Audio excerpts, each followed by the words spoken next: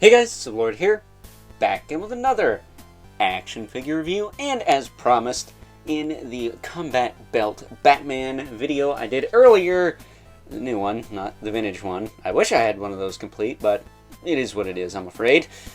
Today we're going to be taking a look at the Batman Reanimated Series Collect-a-Build Jonah Hex, as he appeared in the episode Showdown. This, of course, is a Target exclusive. Oh, jeez, Oh, jeez, Granted, it did only take me about a month to complete, but still. Screw Target and their bullshit. This, of course, brought to us by the fine folks over at DC Direct and or McFarlane Toys Pick Your Poison. Especially in this case, because Target exclusive, once again. But yes, we finally have completed the Jonah Hex collect-a-build figure. He's freaking cool as hell. Spoiler alert, and possibly one of my top figures of the year. I'm not bullshitting. I like this figure a lot. I think he's freaking awesome. I love this episode of Batman the Animated Series.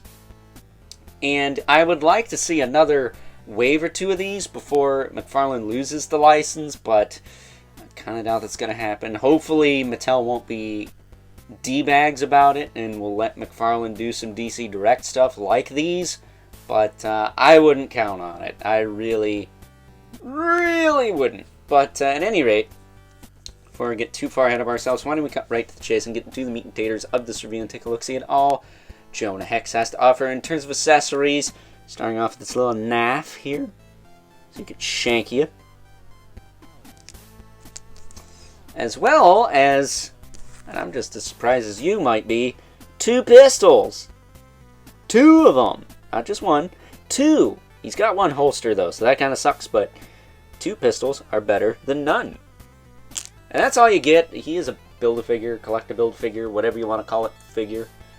Collect and Connect figure. Anyone remember those? Anyone remember Build-A-Figures from Hasbro? I do. But he is a Collect-a-Build figure, so I guess you could say that the wave is accessories to him, but at any rate, taking a closer look at the man of the hour. He looks freaking cool. I think he came out great. Look at that head sculpt. It's all gnarly on the one side. It's all old and withered on the other. And I will say, I do believe he had more hair than this. He should have some hair on his back, but they probably did this, much like they did with the Scarecrow, if I'm not mistaken, to allow for a lot of head movement, because he gets a lot of head movement. Like, he can turn his head side to side just fine. Look at that. Look at that range. All because of a double ball peg. And all you stupid fools out there that just want disc and hinge, you're dumb. Alright? You don't know what you're talking about. Like, this double ball peg tech is where it's at. You get so much nuance with that. And this guy's got like a hunchback, so, you know. It works when done right, and this is done right. It could probably be better, but I think it's good enough. That said, his shoulders will pop out to the side about that far.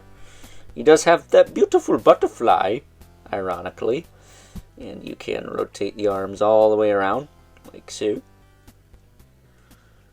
He does have single jointed elbows with elbow rotation. And disc hinge hands, but these are appropriate for holding weapons, so that's kind of neat. I don't think they're ball hinges. They feel like they could be, but I don't think they are. It doesn't feel like there's enough room in there for them to be ball hinges, unless mine are just stuck. But they're stuck in the right position. Like, that hand goes that way. This hand also goes that way. So I'm guessing that's all there is.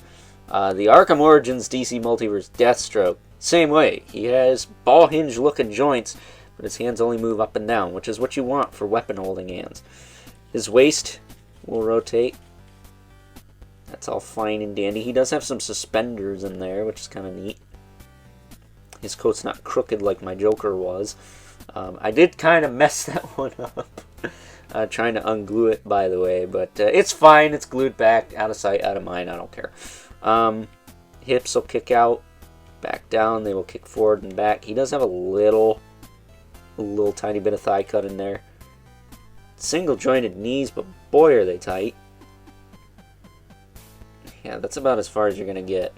Not quite 90, but it's good enough. He's an old man. What do you expect?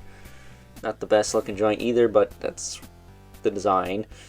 He does have ball hinge ankles that will rotate, hinge up and down, as well as pivot. And really tight pivot on those feet. But I'll take it. The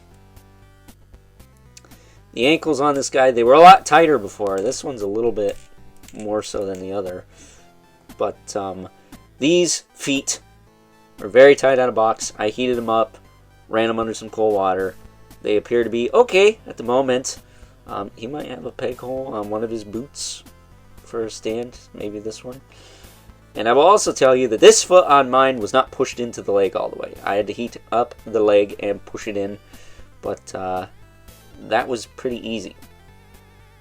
So, if your Jonah Hex has one leg longer than the other, then just heat it up and push it in. Anyone get that song reference? Probably not.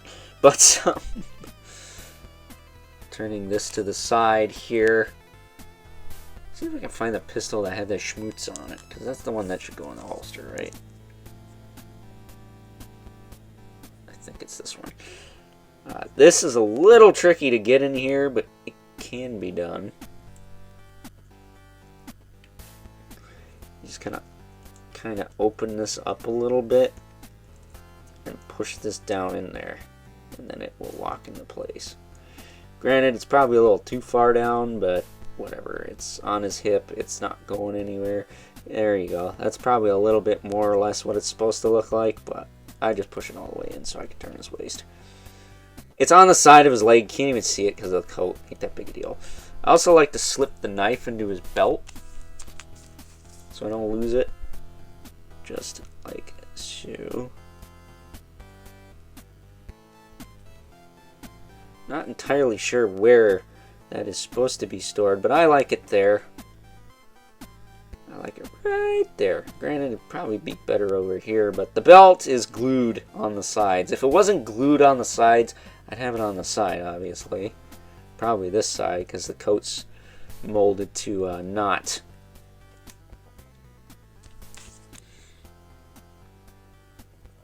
Go over that holster as much.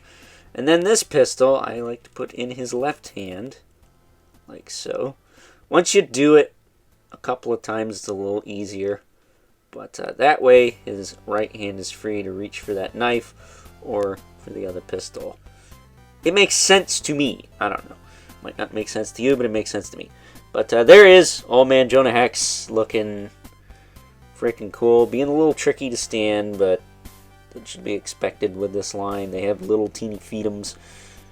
It is what it is. I've dealt with it for years now. I have some of the older figures. It's not news to me, but man, oh man, it is still kind of a pain in the ass.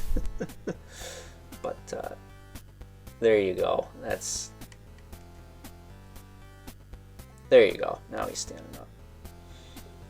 That's the best I got. If you don't like that, oh well.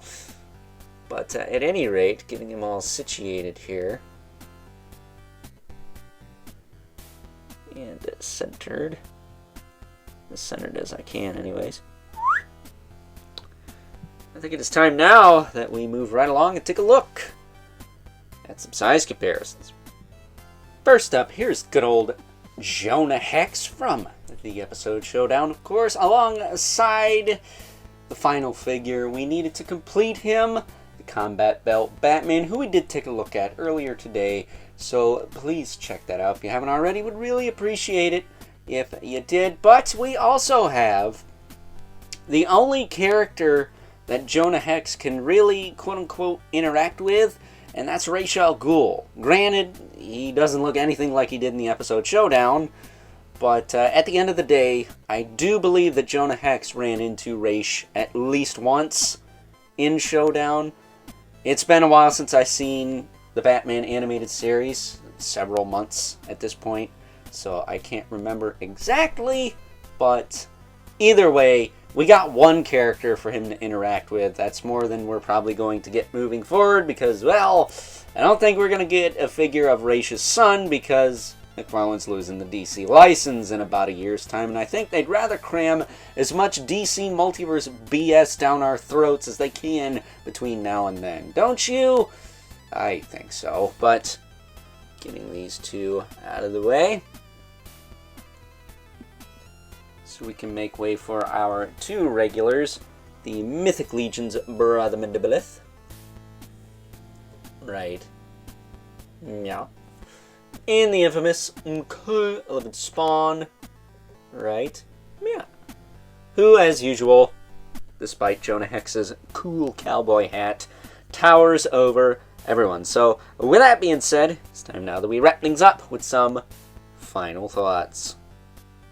Overall, and yes, I'm going to stand by my previous statement in saying that good old Jonah Hex here from the episode Showdown of Batman the Animated Series is potentially going to be one of my top 13 action figures of the calendar year 2025 for those of you watching this in the future. Despite the fact that he was a collect-to-build figure, it took me about a month to finish him, so I guess it's not that bad.